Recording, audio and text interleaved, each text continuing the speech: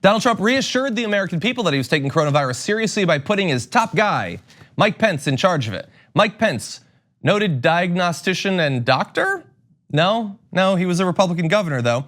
And the reaction to it was about what you'd expect. AOC tweeted, Mike Pence literally does not believe in science. It's utterly irresponsible to put him in charge of US coronavirus response as the world sits on the cusp of a pandemic. This decision could cost people their lives. Pence's past decisions already have. She gets into a little bit of what she means there in a follow-up tweet saying, as governor, Pence's science denial contributed to one of the worst HIV outbreaks in India's history. He's not a medical doctor. He is not a health expert. He is not qualified nor positioned in any way to protect our public health. And look, Pence's past ability to influence public health as Indiana governor, the most obvious example of how that can go wrong is that he presided over an entirely unnecessary rise in cases of contraction of HIV when he was governor. He either didn't care or wasn't prepared to stop that from happening. And so many people are rightfully scared that he will approach coronavirus with as blasé an attitude as he did HIV.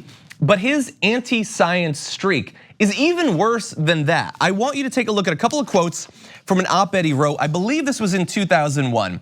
He said this, time for a quick reality check. Despite the hysteria from the political class and the media, smoking doesn't kill. In fact, 2 out of every 3 smokers does not die from a smoking related illness, and 9 out of 10 smokers do not contract lung cancer. That was not in 1969, that wasn't in 1901.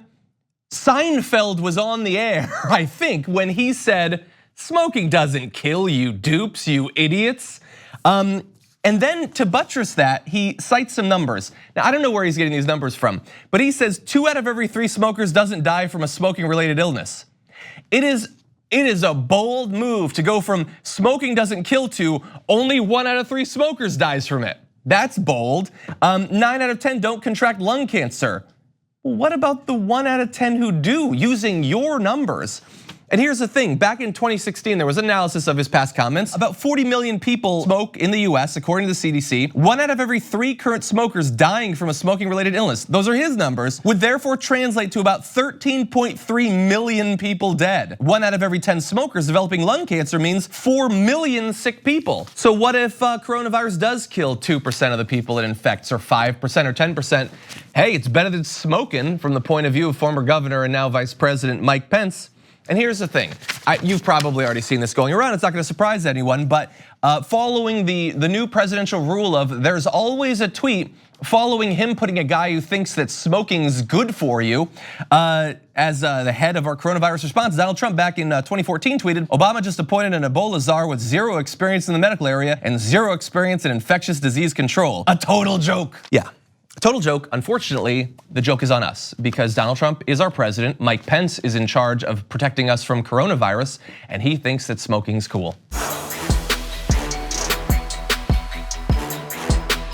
Thanks for watching The Damage Report. What if you could protect yourself on the internet for the price of a cup of coffee a month? Well, if you head to nordvpn.com/TYT, you'll be able to connect up to 6 devices to NordVPN's military-grade encryption for $349 a month. If you go now, they'll even throw in a month for free. Go now.